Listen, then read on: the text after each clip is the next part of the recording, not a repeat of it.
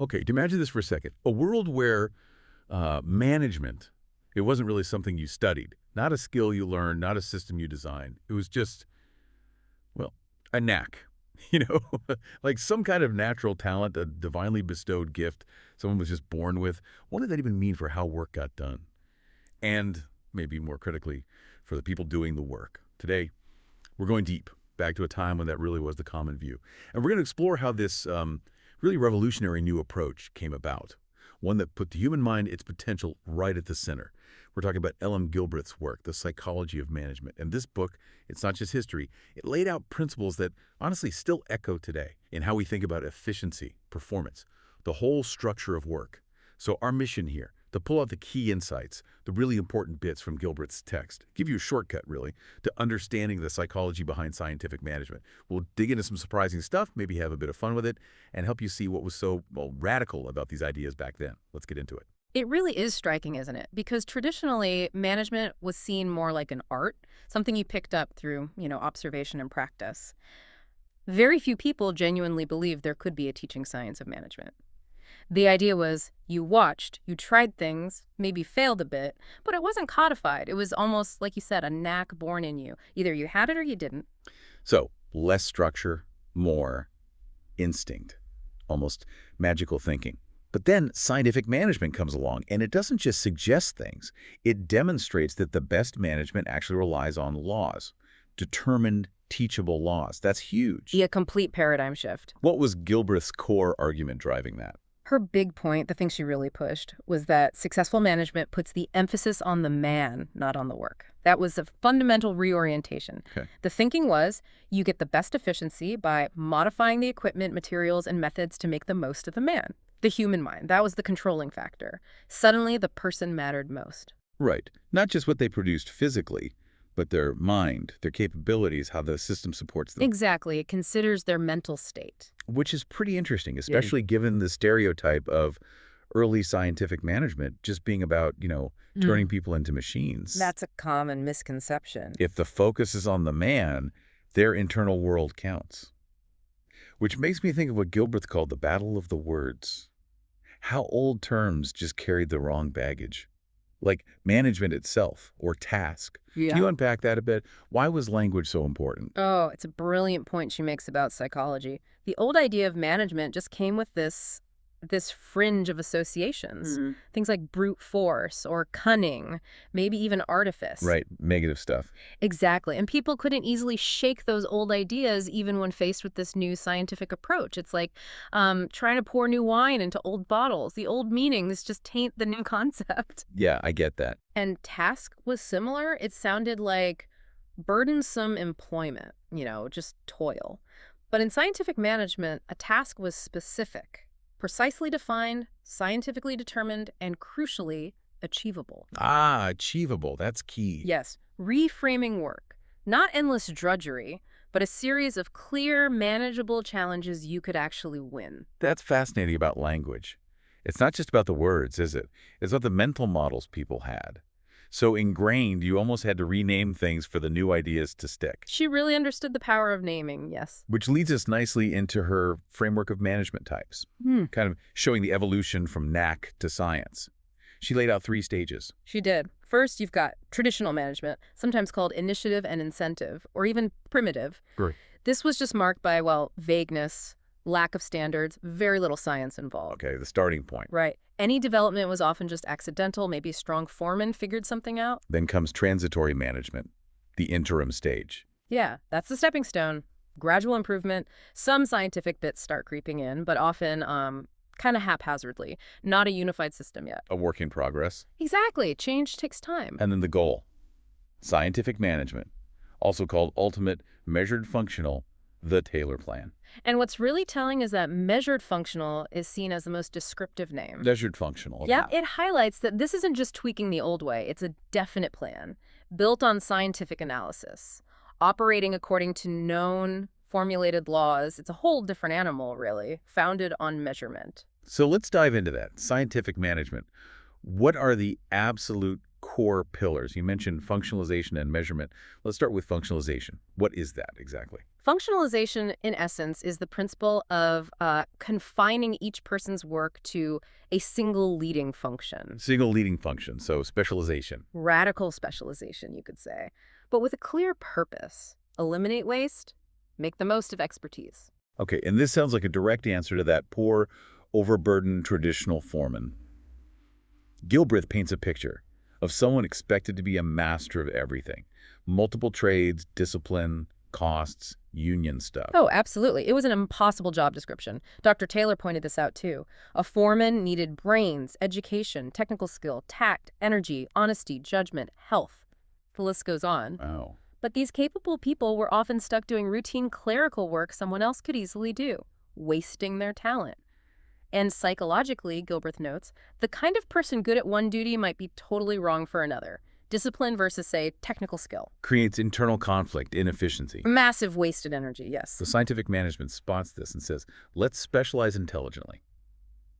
How did that look in practice? It introduced functionalized foremanship. Crucially, separating planning, the mental work, from performing, the physical work. Okay, planning versus doing. In the planning department, you get specialized roles, like the instruction card clerk. They write detailed scientific instructions, methods, speeds, rest times, total time allowed, everything spelled out. Very precise. Then there's the disciplinarian. And this is a big shift, not just a punisher, but an impartial counsel and advocate for the worker. Focused on understanding why something happened, ensuring a square deal, any fines collected. They benefited the workers, maybe a sick fund, not the management. That's a huge change from authoritarian to advocate. That builds trust, surely. It's meant to, yes. What about on the shop floor itself? There you had roles like the speed boss. Mm-hmm. Their job was to demonstrate the best way to run a machine, ensure quality, constantly teach and improve technique. A teacher, essentially. And the inspector, focused purely on quality, doing that first inspection early to catch mistakes before they become big problems, saving time and material down the line. Makes sense. And this wasn't just for foremen, right? Workers got functionalized too. Exactly. The idea was to relieve workers of tasks outside their expertise, let them concentrate upon doing that work at which he is an expert. Focus. And if a worker showed a real knack for planning, they could be promoted into the planning department. It wasn't about trapping people, it was about elevating expertise. The overall impact sounds pretty powerful then. More output, better quality, lower costs. Which allows for higher wages for workers. More profit for the employer. And ultimately, cheaper goods for the consumer. A win-win-win, ideally. It creates this positive cycle. But how did they know these new ways were actually better? How do they prove it? That's where the science part really kicks in, right? Absolutely. That brings us to the second pillar, measurement. Okay. Gilbreth defines it clearly. Ascertaining the length, extent, dimensions, quantity, or capacity of, by comparison with a standard, ascertain or determine a quantity by exact observation. Basically getting the data. Why was measurement so critical? Yeah, it seems obvious now maybe, but back then. It was revolutionary because it's the bedrock of making it a science. Without data, you're just back to guesswork, to the knack. Measurement lets you understand individual differences, apply functionalization effectively. Right. Gilbreth even acknowledges that, to a deep psychologist, scientific management's measurement might seem a bit coarse, but compared to traditional methods, where there was little measurement of a man's capacity, it was a giant leap. And that lack of measurement led to problems, like soldiering. Yes, exactly. Managers often had no real idea what a worker could do, so workers would deliberately work slowly, soldiering. They feared that if they showed their true speed, management would just cut the rates or demand more work for the same pay. Lack of trust, fueled by lack of data. So precise measurement fights that. It unlocks potential. What tools did they use? This is where it gets really interesting, using technology. It does. The main tools were motion study. Breaking down tasks. Exactly. Breaking work into its fundamental subdivisions, studying each tiny part, then building back up using only the methods of least waste, eliminating unnecessary movements. And time study. That's timing the elements of the best, most efficient method found through motion study to create a standard time for a standard man. A benchmark. And the really advanced one, micro-motion study, using film. Yes, using film cameras and special clocks to measure incredibly short time periods, analyzing motions frame by frame. Wow. What stands out to you about trying to analyze work at that tiny level back then? It's the sheer dedication to detail, isn't it? Trying to make the invisible visible. Processes that were just intuitive before, suddenly they're being dissected second by second. It's like creating slow-motion replay for work itself, revealing tiny inefficiencies nobody noticed before. And it needed the workers' cooperation, you said. Deep cooperation, often. The worker had to be on board for it to work well. And the person doing the measuring, the observer, they needed special qualities too. Not just anyone could do it. Absolutely not. Gilbreth stresses this. The observer needed a natural love of order, patience, accuracy, and total impartiality. And crucially, the worker being observed needed to understand why it was being done, its importance, and trust the process. That trust was key. Right, or the data's useless. Or worse, misleading. And important to note, this wasn't just for the shop floor workers. Managers got measured too. No one was exempt. Time and motion study applied also to the work of the managers. Fair is fair. And measurement helped figure out rest periods too. That sounds counterintuitive for efficiency nuts. But it wasn't. Scientific measurement helped determine the necessary percentage of rest. They found you could often get more work done in fewer hours if rest was built in scientifically, placed strategically. Like athletes needing recovery. Exactly like that. Think warming up periods, too. It recognized human physiology. I love that concrete example too, choosing the right unit to measure. Not counting cement bags because they'll use too much cement. Not counting batches because they'll skimp on materials, but counting cubic feet of forms filled, because that directly drives cost reduction. It aligns the measurement with the real goal. It's brilliant, finding the perfect metric that encourages the right behavior automatically. So the overall impact of all this measurement, what was it? Huge. It gets rid of wasteful cut-and-try experimenting. It helps prevent breakdowns. It reduces arguments because the data is there. And crucially, it boosts efficiency by showing workers exactly why and where he has failed. It gives clear feedback for improvement, not just criticism. Okay, so you've analyzed, you've measured, now you need to put it back together better. Right. Analysis and synthesis. Precisely. Under traditional management, Gilbreth says, practically every man who does the work must start at the beginning for himself. Constant reinvention. No shared learning. Very little that stuck. But scientific management uses analysis breaking things down into the minutest divisions possible. And then synthesis putting things back together, but only the necessary, most efficient elements. Deconstruct, understand, reconstruct better. Like taking apart a machine, examining every gear, and rebuilding it, streamlined and improved. And the result of this synthesis is the task, that standard goal. Yes. Built from those measured, efficient elements. And Gilbreth insists, the man can do it. It must be achievable without harming the worker, physically or mentally. That square deal element again. It's not just about pushing harder. No, it's fundamental. Look at the bricklaying example she gives. Right, that's incredible. Analysis showed 18 motions per brick. Synthesis cut it down to, 1 in 34 motion? Unbelievable. Almost 90% reduction. By eliminating wasted movements. And that led directly to innovations like the non-stooping scaffold, making the work smarter, less tiring, and more productive. It really makes you wonder how many 18 motion tasks are still out there today, just waiting to be analyzed. Doesn't it? So the person doing the synthesis isn't just combining things, they're discovering laws. Like the law of percentage of rest or laws about selecting the right people for the work. It's discovery. Discovering the physics of work, almost. In a way, yes. And to make those discoveries stick, to build on them, you need to document right. That's where records come in. Ah, yes. A record. Simply something set down in writing for the purpose of preserving memory. Traditional management. Few written labor records. Managers kept his books in his head. Vague, unreliable. Hard to learn from the past that way. Impossible, really. And programs' future plans were just guesses based on past guesses, set by guess. Whereas scientific management bases its programs on accurate records, scientifically made and standardized. Which allows for something much closer to true prophecy of what will take place. Moving from guesswork to predictable outcomes. And there's a psychological power to these records too, isn't there? Absolutely. Gilbreth talks about appealing to that innate human desire for recognition. Posting records, like charts of the high-priced men, the top performers, or even giving photos of successful workers to their families, increasing pride and interest. Subtle, but smart. Engaging people beyond the paycheck? Very shrewd. And in the ultimate system, workers make their own records. Oh, interesting. That gives them a sense of accuracy, judgment, and feeling vitally connected with the management. It builds confidence in the whole system. And the whitelist file, a record of good performance. Yes, a positive record. For employees who deserve recommendation, it provides a sense of permanence, recognizes individuality, rewards good work publicly. It really does sound like a shift from work being just imposed to a system where the worker feels some ownership, some investment. That's the goal. Which leads us right into human development. Starting with teaching. How was teaching handled traditionally? Badly, mostly. No real plan. Little teaching for adults. Yeah. Workers often hoarded trade secrets. Why share if there's no reward? Right. Knowledge hoarding. And the focus was often just on the final quality, not how it was done. So people learned wrong habits, inefficient motions, which became ingrained, hard to unlearn. So scientific management saw teaching completely differently, as essential. It became a most important element, something that actually fosters industrial peace, replacing driving with teaching and leading, a fundamental change in the manager's role. How did they teach? Through practical means.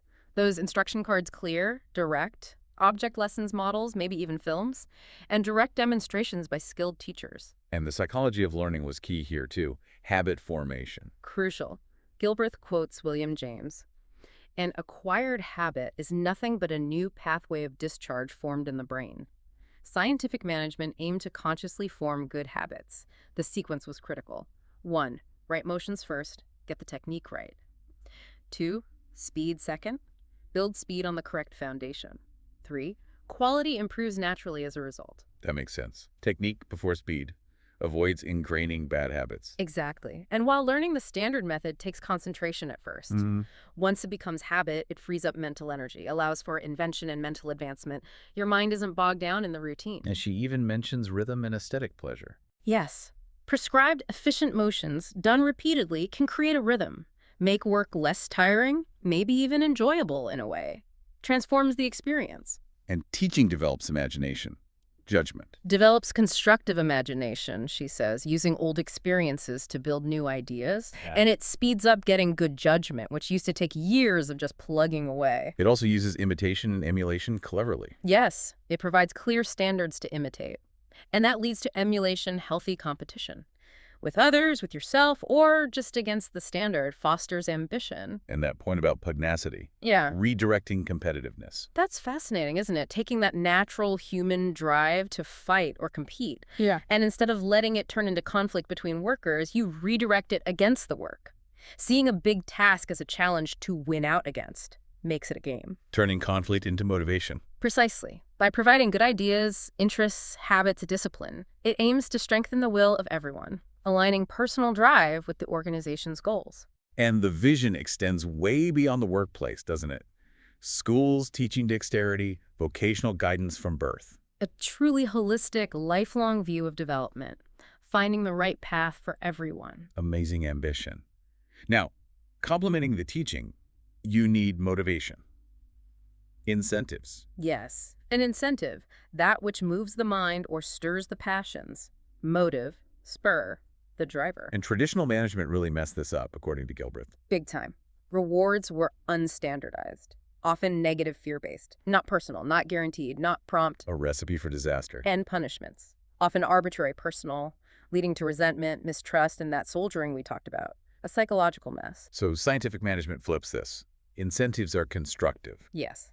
Positive, predetermined, personal, fixed, assured, and prompt. Clear, fair, and immediate. For manual work, often daily or weekly feedback and rewards. Instant connection between effort and outcome. What were the big innovations in payment systems that really made a difference? Well, traditional day work offered no inducement, whatever, beyond just keeping your job. Zero motivation to excel. Right. Minimum effort. Piecework paid for output, which was better for individuality.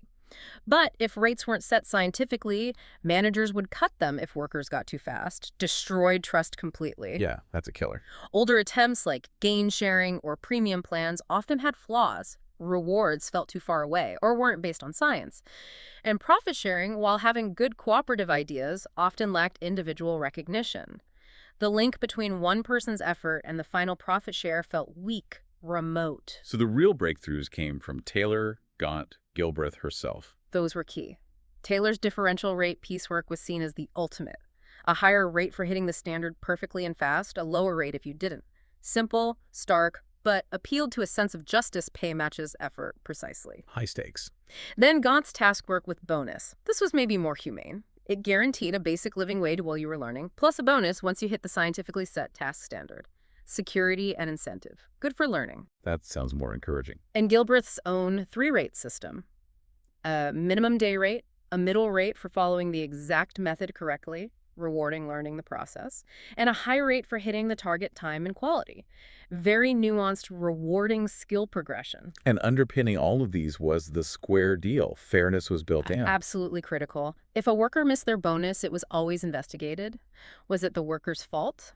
Bad materials? Poor management? This investigation process assured workers of fairness, got them on side, built immense trust. Shifted it from blame to problem solving. Exactly. From suspicion to partnership. And it wasn't just money. Non-monetary incentives matter too. Shorter hours, holidays, often more motivating than just more pay. Really? Yes. And the desire for approbation, public recognition, those posted records was powerful. Plus the necessity for cooperation. If one person slacked off, it could affect everyone's bonus in a team. Peer pressure as a positive force. So punishment wasn't gone, but changed. Transformed. Handled by that impartial disciplinarian. Proportionate. Aimed at benefit, maybe fines went to a workers' fund. Not arbitrary power. It just reinforced the value of the rewards by setting clear boundaries. Overall, then, incentives become stronger, clearer. Leading to the worker feeling more secure mentally and physically, removing worry, hesitation, allowing them to focus. Which brings us neatly to the last piece. Right. Welfare. Often misunderstood. Very much so. Traditional management, full of fear of losing your job, spying supervisors, arbitrary bosses, an environment of anxiety. Not good for well-being. Terrible. Yeah. And early attempts at welfare work in the transitory stage, restrooms, maybe some amusements while well-intentioned, Yeah. often felt like charity to the workers, patronizing, breeding resentment, not gratitude. It felt separate from the real work, like an afterthought. But scientific management integrated it, made it part of the system. Completely. Welfare wasn't charity. It was scientifically provided for and incorporated directly. Not a separate HR thing, but an integral part of management. How so? It recognized that welfare benefits everyone, employers as much as the employees. Nurses, physical directors, they were on the payroll as part of the efficiency equipment. Sufficiency equipment. But with absolutely no feeling of charity, it was an investment in the human asset, directly linked to performance. So looking after people was the efficient thing to do. That was the argument. Scientific management saw physical, mental, and moral development as interconnected. Improving one improves the others, leading to increased capacity not only for work, but for health and for life in general. A holistic view. Very. And by providing fair conditions, opportunities, it aimed to foster such loyalty and create relationships maybe not seen since the old craft guilds, where skill and the person were valued. It didn't suppress personality. It actually enhanced the value of having good people. Okay, so we've covered a lot of ground here. We've journeyed through Gilbreth's vision for scientific management, seeing how it tried to shift work from, well, guesswork and raw power, to a system built on analysis, measurement, standards, teaching, and smart incentives. And the big takeaway, I think, is that fundamentally this was a psychological project. It's about understanding the individual worker, developing them, not making them robots. Right, that common view. But actually freeing up their minds from robotic tasks by standardizing the routine stuff, freeing them for higher level thinking, for invention. It really challenges that idea that efficiency and humanity are opposites. So wrapping this up, what does this all mean for you listening right now? Yeah. As you think about these, frankly, quite old ideas now. Yeah. Consider this. How much of the efficiency, the well-being, maybe even the frustrations in workplaces today still trace back to these core principles, whether we realize it or not? And maybe, just maybe, we're good applying a bit of this early scientific management thinking, that deep dive into analysis, measurement, finding the one best way, still uncover hidden waste or unlock new opportunities, not just at work, but maybe in how you learn, how you tackle personal projects. Where are your 18 motion tasks hiding? Something to think about.